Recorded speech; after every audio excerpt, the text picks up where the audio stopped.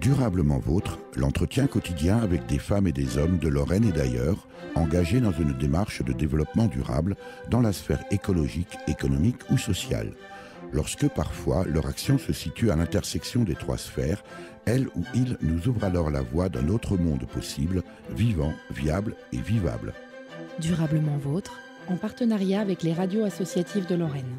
Aujourd'hui, nous évoquerons la foire bio de Thaon-les-Vosges, près d'Épinal, qui se tenait les 16 et 17 septembre 2017. Une ancienne foire qui a bien failli disparaître, mais qui renaît aujourd'hui, grâce à l'engagement de quelques paysans et producteurs locaux.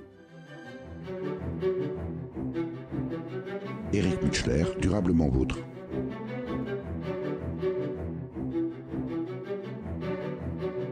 Christophe Breton, vous êtes le président de l'association que vous avez fondée Retour aux sources bio ici dans les Vosges, parce que la foire bio de Thaon-les-Vosges a une ancienne histoire, une très vieille histoire. Alors oui, Thaon-les-Vosges, oui, connu sous le nom de la fête de l'homme et la nature, ça fait... Oui, il faudra d'ailleurs penser à changer les panneaux. Hein. Exactement, ouais. On va y penser. C'est du recyclage. C'est ça, aussi un peu pour l'écologie. Et donc ça fait, oui, 32 ans maintenant qu'elle existe, donc sur le même site, à La Rotonde. Fondée, oui, il y a 32 ans, et donc avec énormément à la base de producteurs locaux. C'était vraiment ça au départ. Donc énormément de producteurs locaux. Il y a 32 ans, Christophe Breton, les producteurs locaux, ils n'avaient peut-être pas tant que ça. On était au début de la bio, notamment en Lorraine. Exactement, on était au début de la bio et tout. Donc vraiment les pionniers, quoi. On retourne dans les années 70, 80, bien sûr. Et donc là, il n'y en avait pas beaucoup. C'était beaucoup de maraîchage, beaucoup au niveau chez nous quand même. Dans les Hauts-de-Vosges, on va trouver quand même énormément de réserves et de productions qui sont protégées. Donc voilà, on avait quand même une catégorie de producteurs qui étaient plus au niveau de l'artisanat, production locale, que bio, parce que les mentions à l'époque, Nature et Progrès a commencé en 63 au niveau des chartes. Alors, vous évoquez à l'instant la Rotonde. Un espace magnifique. 2 mots sur ce bâtiment, la Rotonde, Christophe Breton, si tant est que vous la connaissiez. Oui, je la connais parce que je viens régulièrement chaque année pour faire ce salon. Voilà, en tant que producteur. Mais la Rotonde, je pense que c'est un magnifique bâtiment des Vosges, en fait. C'est vraiment exceptionnel. Pour nous, au niveau du salon bio, c'est vraiment très bien. On a un intérieur magnifique. Un extérieur aussi qui est super intéressant. Donc on va pouvoir jongler en fait avec les deux espaces et on a un bâtiment qui reflète un petit peu une âme, une vibration. Et au niveau de la nature, oui, on a une osmose assez intéressante. Alors, vous disiez, Christophe Breton, 32 ans de foire bio de Thaon, mais avec quand même une interruption l'année dernière, peut-être même les années précédentes, et aujourd'hui un renouveau, c'est ça ? C'est ça, exactement, comme le nom l'indique au niveau de l'association, Retour aux sources bio. Donc on fait un petit retour. Pourquoi ? Parce que oui, l'année dernière, elle s'est arrêtée, faute de moyens, faute de réactivité. On ne savait pas trop si l'ancien concepteur, du moins gestionnaire du salon allait reprendre. Donc par rapport à ça, on n'a pas pu avoir assez de recul pour pouvoir faire quelque chose l'année dernière. On a préféré attendre et puis avoir un peu plus de recul pour pouvoir refaire ce salon. Pourquoi ? Parce qu'il a une réputation, il a une image comme le bâtiment, donc forcément il faut qu'on arrive quand même à une réputation, une image. Nous on est des producteurs, on aime la nature, on n'est pas organisateur, et donc là on se met dans la peau d'un organisateur avec très peu de moyens parce que c'est une association à but non lucratif. Donc pour la première fois, oui, c'était un peu osé. Mais je pense que c'est intéressant si on est capable de produire les produits, on est capable de les vendre directement et ça permet de limiter les intermédiaires. C'est une bonne philosophie. Précisément, combien d'exposants aujourd'hui à la foire bio de Thaon-les-Vosges, Christophe Breton, et quel profil ? Qui sont-ils et d'où viennent-ils et surtout que vendent-ils ? Alors, on a à l'heure d'aujourd'hui, là, pour le renouveau, 70 exposants. Voilà, on a partagé ça à peu près en part égale entre l'intérieur et l'extérieur. Donc l'extérieur, forcément, c'est que producteurs locaux, où on va retrouver tous les éléments au niveau du bien-être de l'être humain. en respectant la nature. Donc vous Dans avez le du pain. bien-être de l'être humain, vous incluez la bière à Exactement, consommer avec oui, bière modération. voilà, à consommer avec modération, hein. La bière, voilà, vous avez énormément de choses et donc qui viennent que de la région. Donc la Mm, région, c'est la Lorraine, la région, mm. c'est l'Alsace aussi, hein, il ne faut pas l'oublier. Donc on a un très beau département, donc on essaye de mettre en valeur, voilà, la richesse de la nature. Alors vous-même, Christophe Breton, vous êtes vous-même producteur, on va le dire, de chanvre. Exactement. Donc moi, ça fait 6 ans que je suis producteur de chanvre en Nature et Progrès. Donc maintenant situé à Cornimont, à la Croix des Moinapes, Mhm. au-dessus de la Bresse. Et je cultive, je transforme. Donc ma passion, c'est l'alimentaire. Voilà, l'huile de chanvre, la graine décortiquée, le côté cosmétique aussi. Et donc voilà, une passion est très intéressante pour l'écologie parce que le chanvre, c'est une culture rustique de la Alors France. justement, j'allais y venir, on peut le dire, vous produisez sous les marques Les Noces de Cana, alors ça s'écrit K-N-A. Pourquoi, Christophe Breton? Alors, pourquoi Caena? Parce que le chanvre, hein, nom latin du chanvre, on a répertorié toutes les plantes en latin. Et le chanvre, c'est Cannabis sativa. Donc le Cannabis sativa, c'est chanvre cultivé. C'est le nom Voilà, latin. c'est le nom latin. Mhm. Donc en France, on cultivait auparavant entre 300 000 et 400 000 hectares. Voilà, c'est une culture rustique. Il y en avait 3 en France, hein. De toute façon, comme le blé pour le pain, Mhm. voilà, la vigne pour le vin. Et le chanvre, les premiers tissus, et les premiers écrits Gutenberg, même le champagne, dont Pérignon a créé le champagne grâce au chanvre. C'est-à-dire? C'est-à-dire, eh ben, c'est grâce à la filasse de chanvre qu'il a pu faire maintenir le bouchon en liège sur la bouteille, parce qu'il n'arrivait pas. Et Dom Pérignon, en 1600 quelque chose, a créé le champagne grâce à la filasse de chanvre, trempée dans l'huile de chanvre. Alors, en arrivant ici à la foire bio de Taon, Christophe Breton, je vous ai entendu face à des clients défendre le chanvre. Vous parliez à l'instant de cannabis. Évidemment, allez, on va faire un raccourci. Foire bio, chanvre, cannabis, écolo. Comprenez l'idée? Oui, tout à fait. Comment vous pouvez lutter, comment vous luttez? Parce que j'ai entendu votre argumentaire, développer votre argumentaire. Quelle est précisément votre manière de défendre la culture du chanvre que l'on associe évidemment à la fumette?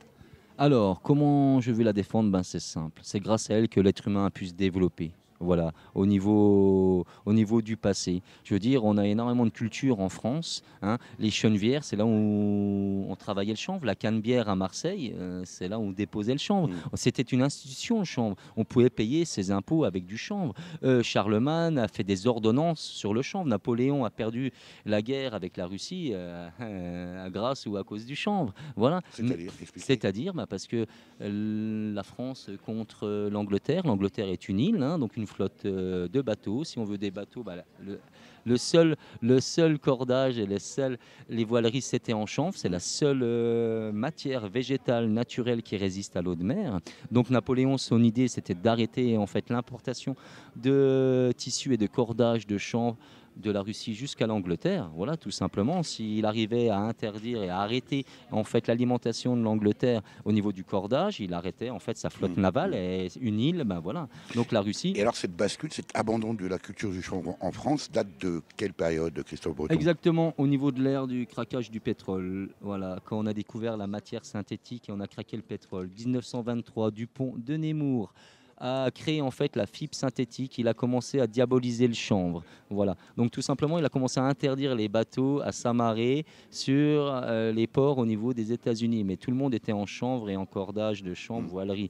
Il a commencé à taxer en fait les agriculteurs qui faisaient du chanvre. Voilà. Et ça a commencé comme ça pour l'arrivée du pétrole, parce qu'on aurait pu faire exactement tout ce qu'on veut en naturel avec le chanvre si on avait fait autant de recherches que sur le pétrole.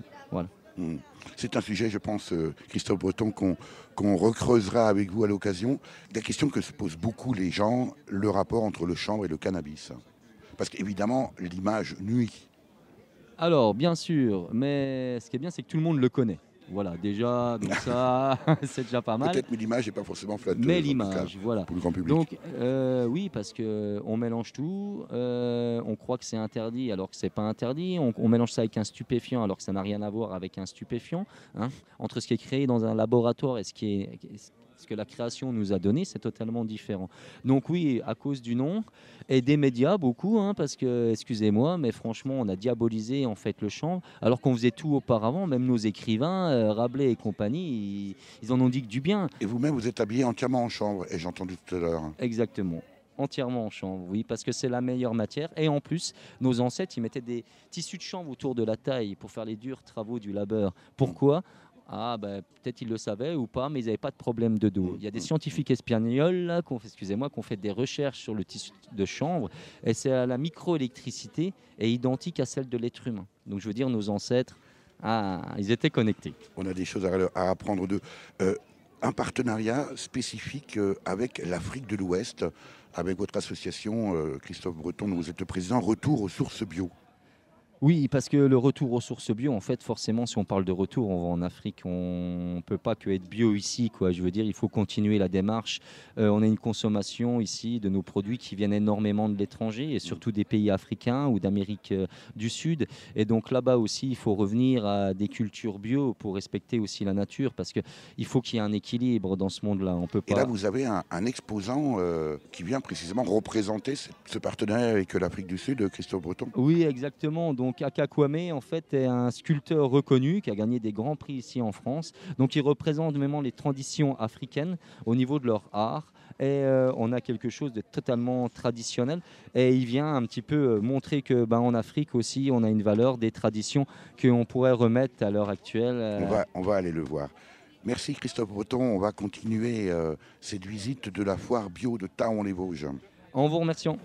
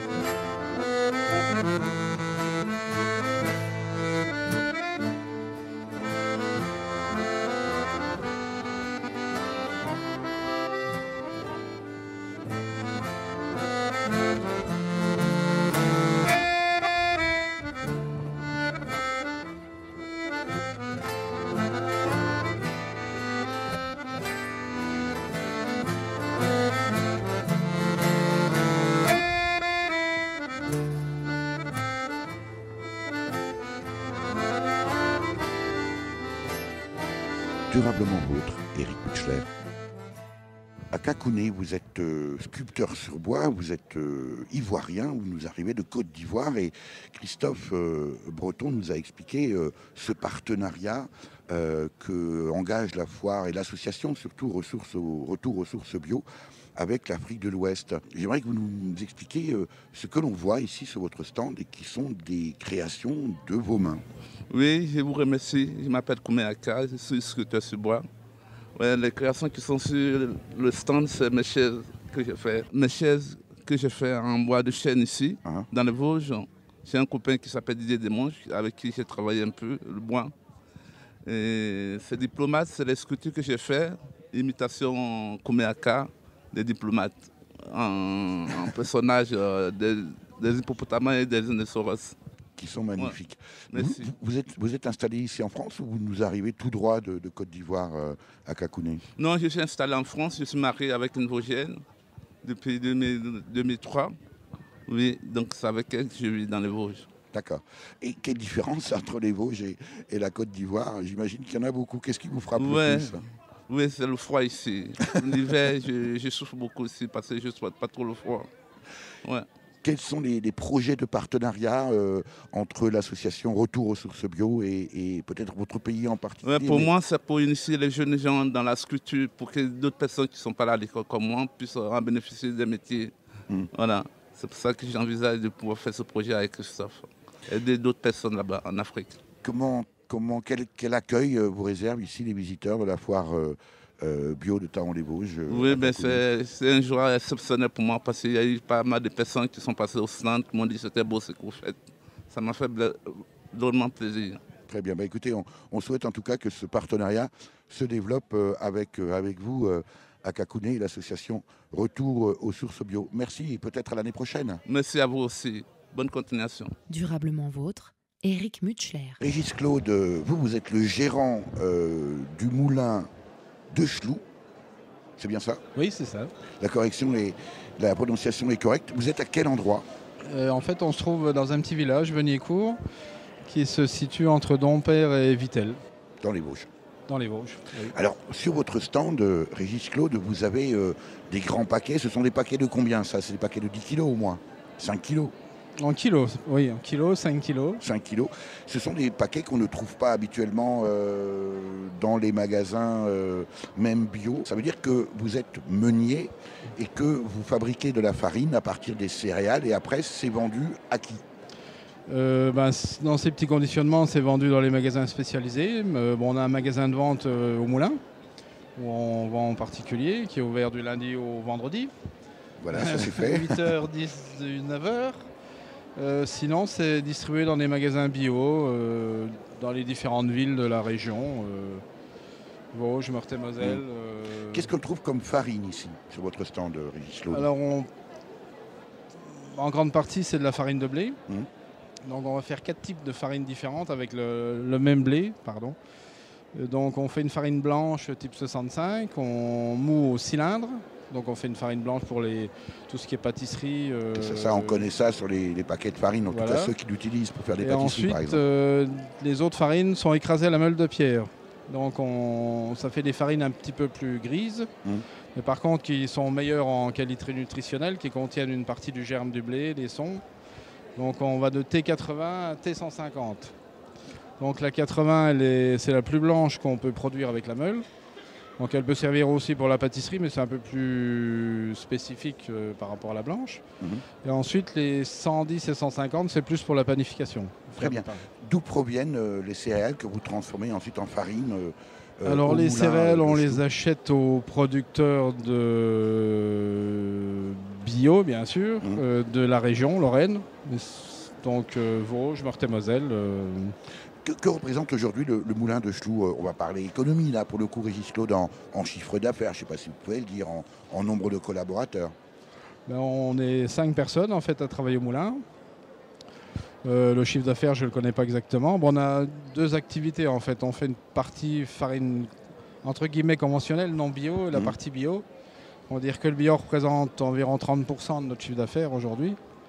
Il est plutôt en progression, c'est pas exponentiel, mais c'est une progression régulière. Est-ce qu'il y a une façon différente de travailler les céréales bio, des façons, alors vous dites conventionnelles, moi j'aime bien dire chimique parce qu'il faut dire les mots. Est-ce qu'il y a une différence dans le travail, Régis Claude? La grosse différence, c'est la mouture à la meule, en fait, qu'on fait. Alors, la grande partie de ce qu'on fabrique en bio est fait sur meule de pierre. Voilà, c'est la grosse différence. Vous, en tant qu'industriel, est-ce que ça vous gêne? Je suis pas industriel. Je suis pas industriel. Pardon, alors. Je suis artisan. Vous avez raison de me corriger. Vous avez raison de me reprendre. Mais néanmoins, est-ce qu'il n'y a pas une différence entre... Est-ce que vous ne dites pas d'un côté, je produis des farines bio qui sont bonnes pour l'environnement, bonnes pour la santé, et puis à côté, je produis des farines qui ne sont pas bio, qui sont peut-être moins bonnes pour la santé, peut-être moins bonnes pour l'environnement. Comment vous gérez ça, Régis Claude? Il y a un grand blanc comme de la farine. C'est clair que... comment dire, on aimerait faire que du bio. Malheureusement, économiquement, si on veut... on n'a pas osé sauter le pas quand on a commencé à faire du bio dans les années 90, quelque chose comme ça. Ça représentait presque rien dans notre activité. Et au fil du temps, ça a augmenté. C'est vrai qu'il y a eu un moment où on aurait pu faire la bascule, comme on dit, c'est-à-dire choisir de tout faire en bio. Malheureusement, on avait une partie de nos... Parce que bon, on est quand même dans le commerce, donc une partie de nos clients qui ne nous auraient pas suivis. On aurait bien voulu reconvertir tous nos boulangers, clients, boulangers au bio. Mais économiquement, pour eux, c'est pas possible. Enfin, pas possible. Donc, est-ce que ce qui coince, ce qui bloque, le facteur qui freine le développement, c'est la production, la livraison de céréales bio, ou c'est plutôt du côté des boulangers? C'est du côté de la boulangerie, oui. Et qu'est-ce qui empêche les boulangers de passer au bio? C'est parce qu'il n'y a pas assez de clients en pain bio? C'est une autre façon de travailler quand même au niveau panification. Tout ça, les farines sont un peu différentes. Donc on a beaucoup de clients qui font les deux aussi. C'est-à-dire qui font du pain conventionnel, qui continuent, puis qui ont une petite fabrication bio qui correspond à une demande. Bon, c'est vrai que le consommateur n'est peut-être pas non toujours prêt non plus dans une boulangerie à acheter du pain bio tous les jours. Il aime bien manger une baguette blanche, mais si... Elle peut être blanche et bio. Elle pourrait. Malheureusement. Est-ce que vous avez des boulangers qui s'interrogent, vous posent des questions? Est-ce que, je ne sais pas, peut-être que vous organisez vous-même, je ne sais pas, pourquoi pas des sessions, c'est peut-être pas votre métier, mais des sessions de formation à ces boulangers à travailler autrement le pain bio? Oui, c'est vrai que certains se posent des questions, une partie, pas tous, mais oui. Est-ce que le facteur limitant, je pose la question autrement, est-ce que le facteur limitant, c'est le prix, le fait qu'il n'y ait pas de clients suffisants, ou est-ce que c'est culturel? C'est la représentation que les gens se font du bio? On va dire que c'est les deux. C'est vrai que les boulangers qui ont... Comment expliquer? Oui, qui sont vraiment sensibles à ça, qui fabriquent qui ont commencé le bio par conviction, on va dire qu'ils le vendent mieux qu'un boulanger qui va se mettre à faire du pain bio parce qu'il fait ça comme un pain spécial en plus dans sa gamme, quoi. En même temps, comment expliquez-vous aujourd'hui que les consommateurs sont prêts à acheter du pain qui n'a plus de pain que le nom? J'ai pas vraiment d'explication. Après, moi je pense que c'est quand même beaucoup une histoire économique, quoi. Même si le pain bio n'est pas forcément plus cher que du pain conventionnel, si on le consomme pas de la même manière, on va le garder. Une baguette classique, le lendemain elle est immangeable. Un pain bio, vous le mangez sur 2 ou 3 jours. Mais bon, voilà, c'est pourquoi les gens vont dans un supermarché acheter des produits. Vous voyez aujourd'hui les magasins discount qui sont en pleine expansion, et c'est quand même des produits, on va dire. Là, on est vraiment très loin du bio, et pourtant c'est ce qui se développe aujourd'hui, à côté du bio, malheureusement. Donc après, c'est un choix. On ne peut pas non plus obliger les gens à consommer. Non, bien sûr. On essaye de les convertir. C'est pour ça qu'on est là dans des choses comme des salons. Mais... Est-ce que le moulin de Ch'tou, Régis Claude, c'est une affaire de famille? Oui, c'est une affaire de famille. Oui. Je suis la 3e génération de meuniers. Est-ce que vous avez pu observer, à travers précisément les générations précédentes, une évolution aussi dans la qualité des blés, dans la qualité des farines? Oui, il y a forcément une évolution. Bon, après... Ça dépend ce qu'on appelle qualité. Quand je dis qualité, c'est pas seulement gustatif, c'est aussi les qualités nutritionnelles, c'est-à-dire ce qu'on retrouve dans les farines.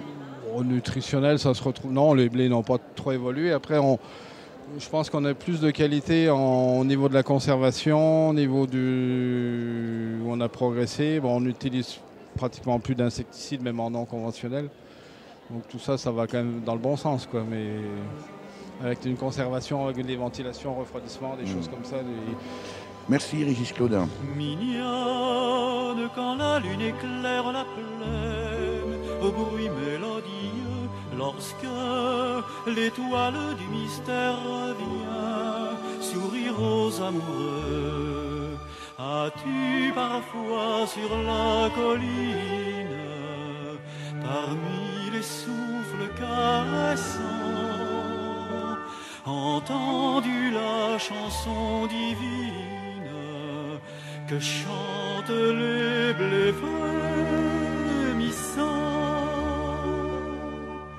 Mignonne, quand le soir descendra sur la terre et que le rossignol viendra chanter encore, quand le vent soufflera sur la verte bruyère, nous irons écouter la chanson des blés d'or.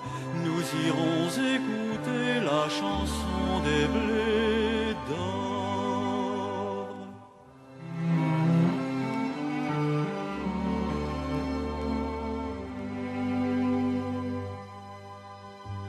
Vois-tu parfois sous la ramure, à l'heure où chantent les épis, écoute leur joyeux murmure au bord des vallons assoupis.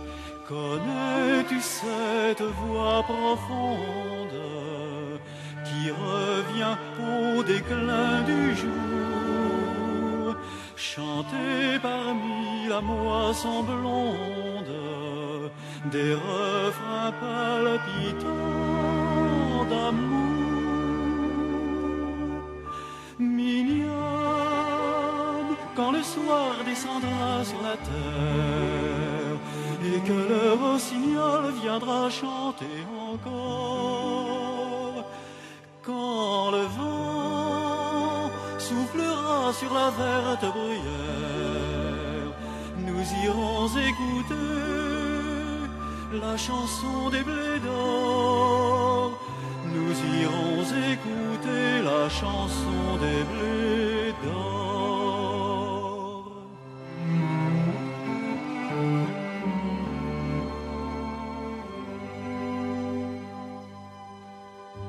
Mignonne, allons à la nuit close rêver aux chansons du printemps, pendant que des parfums de roses viendront embaumer nos 20 ans.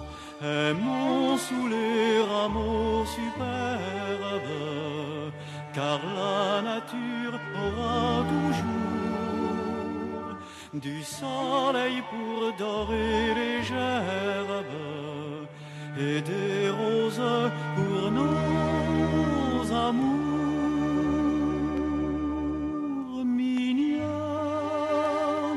Quand le soir descendra sur la terre et que le rossignol viendra chanter encore, quand le vent soufflera sur la verte bruyère, nous irons écouter la chanson des blés d'or. Nous irons écouter la chanson des blés d'or. Durablement vôtre, Éric Mutschler. Jacques Bonvoy, on est aussi au stand Nature et Progrès de la foire bio de Thaon-les-Vosges. Les gens commencent aujourd'hui à plutôt bien connaître le label AB, qui est un label national, peut-être moins le label Nature et Progrès. Expliquez-nous. Alors Nature et Progrès est une fédération de producteurs et de transformateurs et de consommateurs unis par le concept bio. Depuis 1964, Nature et Progrès valorise une éthique de l'agroécologie. L'agroécologie, c'est quelque chose qu'on voit apparaître depuis peu de temps, mais Nature et Progrès privilégie et soutient cette agroécologie depuis très longtemps. Est-ce qu'on peut dire, Jacques Bonvoy, que Nature et Progrès est un peu l'ancêtre de l'agriculture bio en France ? Oui, il est un peu les pionniers de l'agriculture bio en France, puisque suite à plusieurs éclatements au niveau de Nature et Progrès, il y a eu des créations d'autres fédérations qui ont vu le jour, et des cahiers des charges qui ont été les cahiers des charges de l'agriculture bio dans les années 80, qui sont devenus après des cahiers des charges européens, puisqu'on est passé au niveau de l'Europe. Mais on peut dire que Nature et Progrès est un peu le pionnier de l'agriculture bio. Alors, vous avez parlé, Jacques Bonvoy, de cahier des charges. Expliquez-nous en quoi ça consiste un cahier des charges. Alors, les cahiers des charges, c'est une référence pour les producteurs, donc pour les professionnels, qui doivent se référer au cahier des charges dans leur mode de production. Donc, par exemple, tel produit ne peut pas être utilisé, le cahier des charges l'interdit pour telle ou telle raison. Les modes de transformation sont gérés par des cahiers des charges aussi, que tel produit, par exemple dans les cosmétiques, on n'a pas le droit de mettre certains constituants parce qu'on les considère comme douteux au niveau de la santé. Voilà. Donc il y a un cahier des charges comme ça par type de production. Voilà, on a 15 cahiers des charges à Nature et Progrès qui va de l'élevage, de la production végétale, de la microbrasserie, des cosmétiques, de la transformation, de la boulangerie, viennoiserie, de la restauration, etc. Bon, je ne les ai pas tous en tête. Bien sûr. Mais voilà. Alors, vous-même, Jacques Bonvoy, vous êtes bénévole à cette antenne Nature et Progrès ici pour la Lorraine et l'Alsace. Qu'est-ce qui vous amène à vous engager peut-être Je ne sais pas, votre activité professionnelle, quelle est votre motivation à être ici aujourd'hui et tenir un stand Nature et Progrès à la foire bio de Thaon-les-Vosges? Disons que moi je suis aussi acteur dans l'agriculture bio dans le cadre de manifestations, mais là, Nature et Progrès pour moi, en fait, la certification agriculture bio traditionnelle ne donne pas une part aux consommateurs. Là, ici, dans Nature et Progrès, qu'on soit producteur, transformateur ou consommateur, quand on est dans les commissions, un homme égale une voix.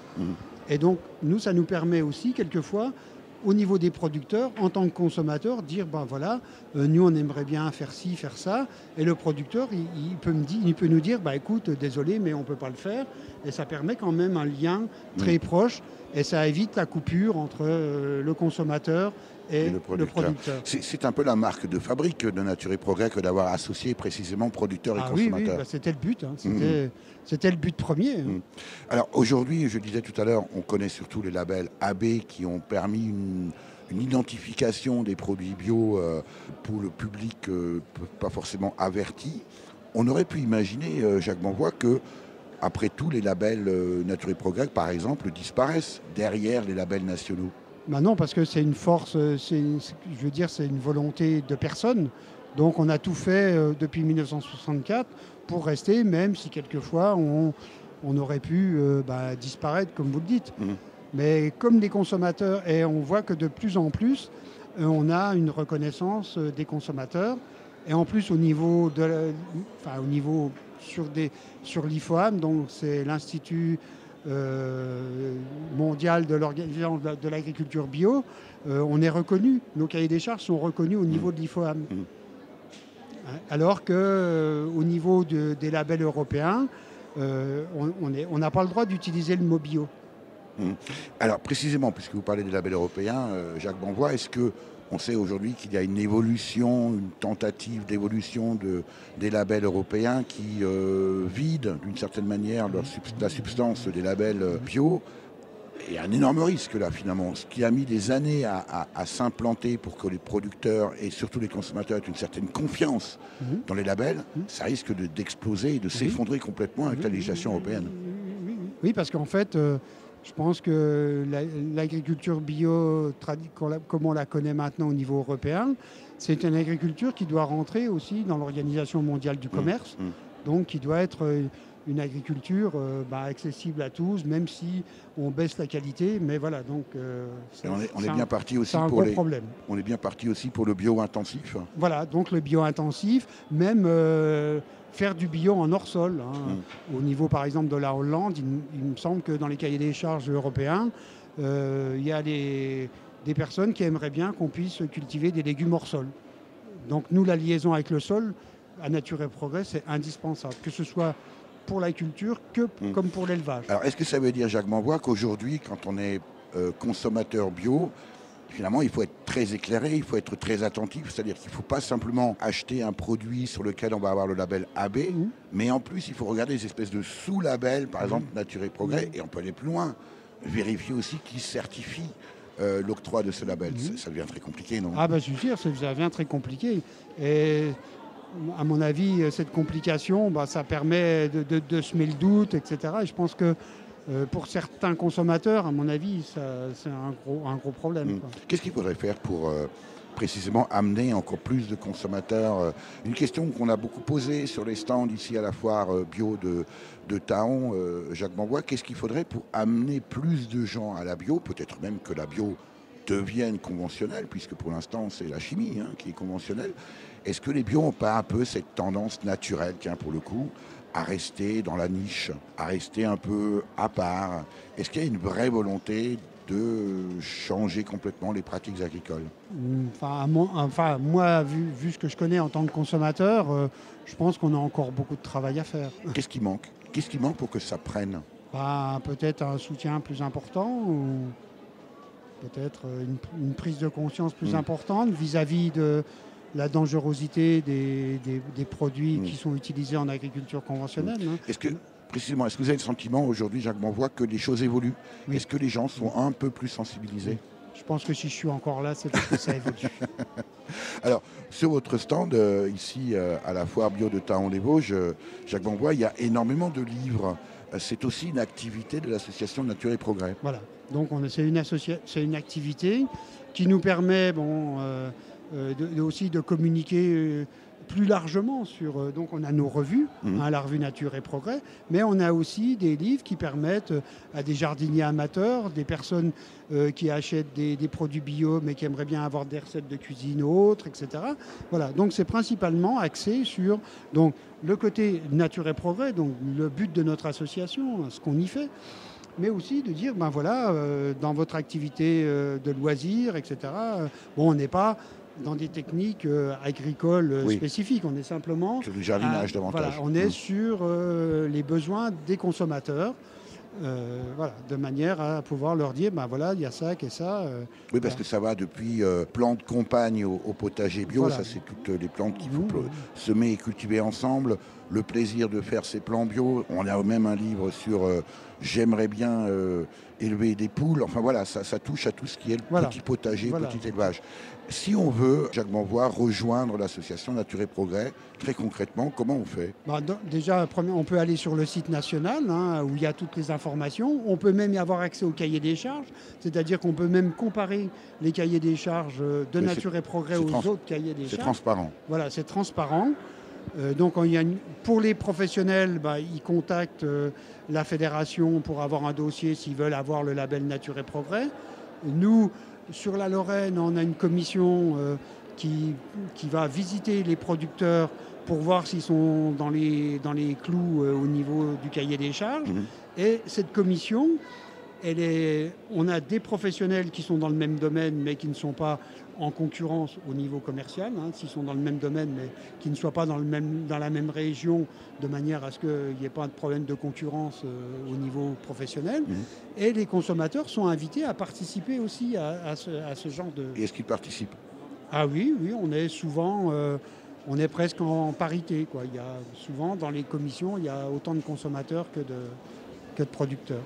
Merci Jacques Banvois. Dans les paniers bio, bons pour la planète, on voit ces ballots à côté des courgettes, des bananes, de la Martinique, du quinoa, du Mexique, venus au mépris des émanations pour se faire bouffer chez nous en avion. C'est moi le seul écolo, j'achète à portée de vélo des jambons polyphosphate marinés dans du nitrate fabriqué à l'Oudéac. Dans les usines à Barbac, pas besoin de kérosène pour les immondices que j'aime. Dans les paniers bio, si bon pour la crotte, on voit ces ballots à côté des carottes, des poulets à la mélanine, du soja cultivé en Chine, farci de produits encore plus poison que les milkshakes et les nuggets de poisson. C'est moi le seul saint de corps, je n'ai pas peur de la mort. J'ai affronté sans broncher l'amiante au collège, au lycée, dans mes biberons, dans mes bouillies, les merveilles de la chimie. J'ai pas fini dans une poubelle, c'est la sélection naturelle. Dans les paniers bio, si bon pour la mine, le moindre haricot vaut le prix du platine. Il me semble qu'il n'y a pas que les légumes qui soient juteux. Si je fais ce geste pour sauver la nature, je devrais m'habiller avec les épluchures. C'est moi le seul équitable, je ne sers sur ma table que les productions pas chères de l'agroalimentaire, accessible au monde entier, génétiquement modifié, c'est la magie industrielle et la diarrhée universelle. Solo bio.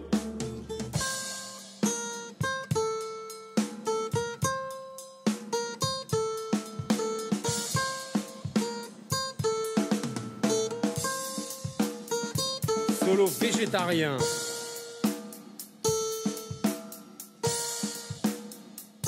Solo macrobiotique zen.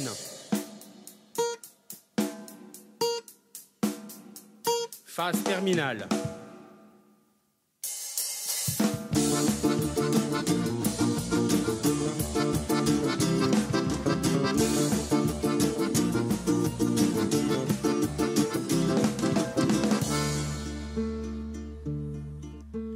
Dans les paniers bio, bons pour l'univers, on voit ces ballots à côté des choux verts, des gels douches protégeant le Népal, des compotes sauvant le Sénégal. Un paix pour détourner notre attention pendant que l'industrie leur farcit l'oignon. C'est moi le seul humaniste, à ma façon je résiste, je ne lèverai pas le petit doigt, le responsable c'est l'État et les multinationales qui nous obligent à faire du mal. Je ne fais la révolution que dans mes chansons à la con. Et je fuis ma couillon pour courir comme un fou, manger du saucisson chez Justin Ripou. Durablement vôtre, Éric Mutschler. Michael Coucheron, vous êtes responsable de la ferme aux Hirondelles, c'est à Basse-sur-le-Rue, dans les Vosges, et vous êtes l'un des 70 exposants ici de la foire bio de Thaon-les-Vosges. On vient de goûter un petit nectar. Vous allez nous expliquer comment il est fabriqué, et puis vous ne fabriquez pas que du nectar. Non. Je fabrique le plant et le plant qui va donner le fruit et le fruit je le transforme. Donc il n'y a pas que des nectars, il y a aussi des vinaigres, des confitures, des condiments, enfin voilà. Et puis vous êtes labellisé en bio. Oui, labellisé en bio. Dès le début, j'ai repris une ferme qui était destinée à devenir un endroit locatif et j'avais envie de lui redonner son caractère agricole. J'ai d'abord labellisé les terrains avant de commencer quoi que ce soit. Ouais. Et qu'est-ce qui vous a donné envie comme ça de vous lancer dans la production de petits fruits ? Alors ça remonte à loin. Je ne suis pas du tout du milieu agricole.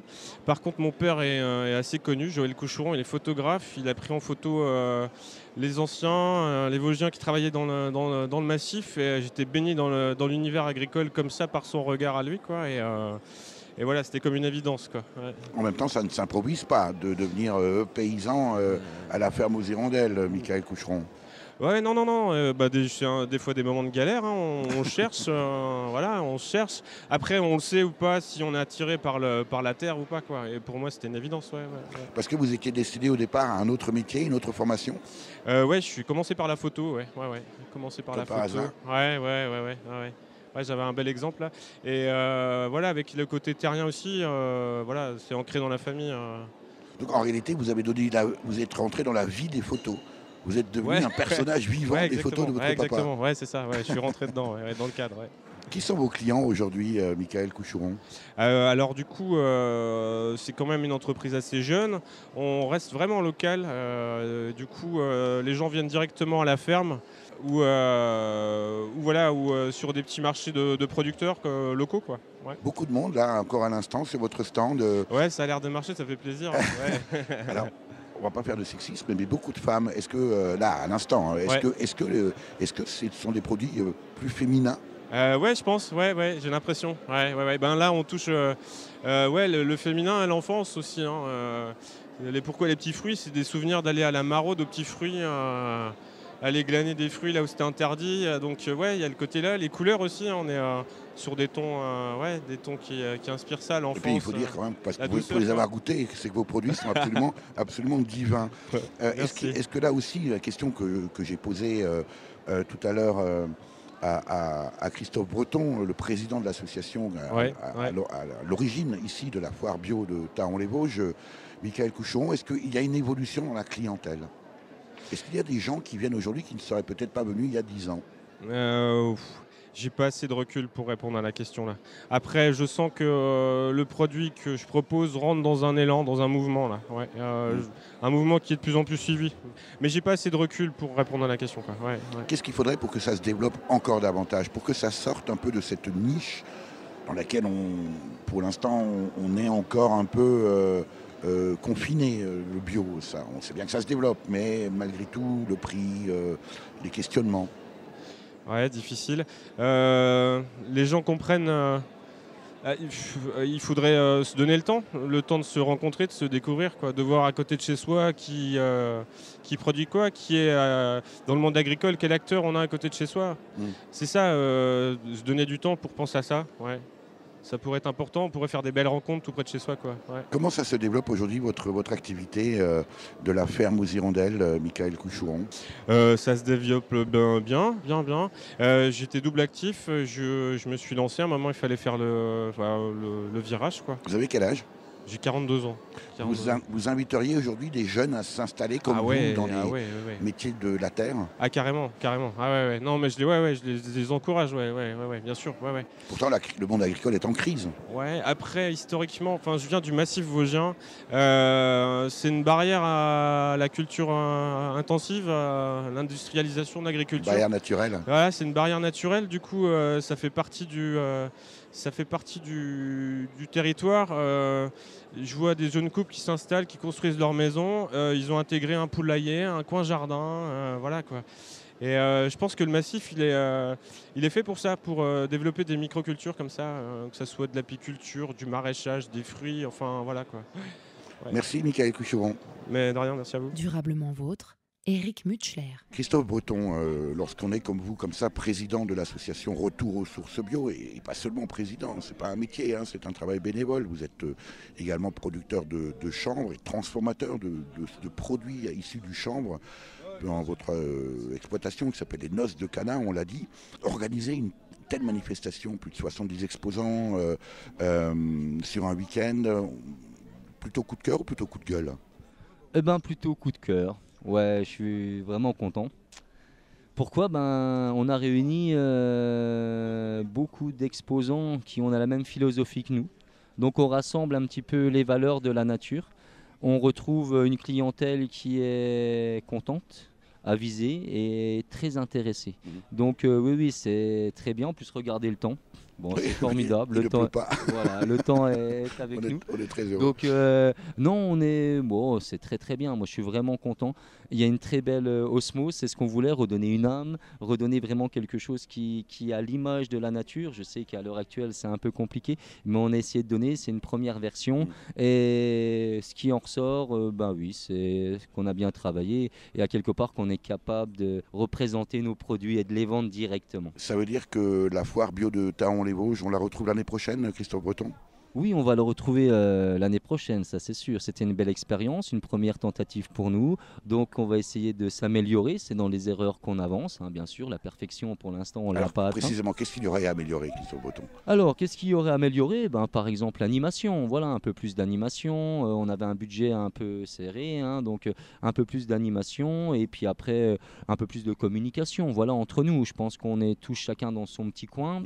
Parce qu'on a énormément de choses à faire au niveau de nos entreprises. Donc pour réaliser ce genre de salon, il faut qu'on s'unisse et donc c'est un très bel échange. Donc essayons d'augmenter, d'amplifier en fait cette philosophie pour que demain il y ait vraiment quelque chose de vibratoire. Est-ce que vous constatez l'évolution dans le public? Est-ce que le travers de ce type de manifestation, est-ce que c'est pas toujours un peu l'entre-soi? Ceux que on se retrouve tous, on se croise dans les allées, c'est toujours les mêmes, etc. Est-ce que vous constatez ce phénomène ici, ou est-ce qu'au contraire, vous apercevez, Christophe Breton, qu'il y a de nouvelles personnes qui viennent, qui ne sont pas forcément des écolos convaincus, mais qui viennent se renseigner? Est-ce que ça évolue de ce point de vue-là? Alors oui, moi je pense que ça évolue pour deux manières. Parce que déjà la première, c'est qu'on fidélise en fait notre clientèle. Moi je parle pour mon entreprise. Mais là la fidélisation, c'est l'entre-soi.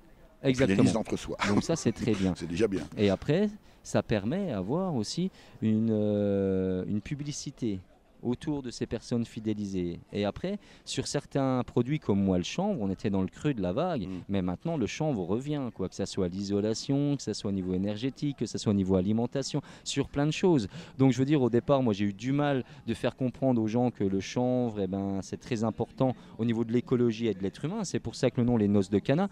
Pourquoi les Noces de Cana? Parce que c'est le mariage en fait de l'être humain et de la nature grâce au chanvre, tout simplement. Donc je vois que oui, on retrouve vraiment un intérêt pour les vraies valeurs, pour ce qui est essentiel et pas ce qui est éphémère. Vous ne répondez pas vraiment à la question. Est-ce qu'il y a un nouveau public qui vient, qui, on va dire, était jusqu'à présent dans le synthétique et dans le conventionnel, donc le chimique, pour ne pas le nommer, et qui bascule et qui tout simplement viennent se renseigner? Est-ce que ça évolue? Mais qu'il y a bien sûr. Un début d'évolution? C'est depuis, et moi en 5 ans, j'ai vu de l'évolution au quotidien, chaque année. À quoi ça tient?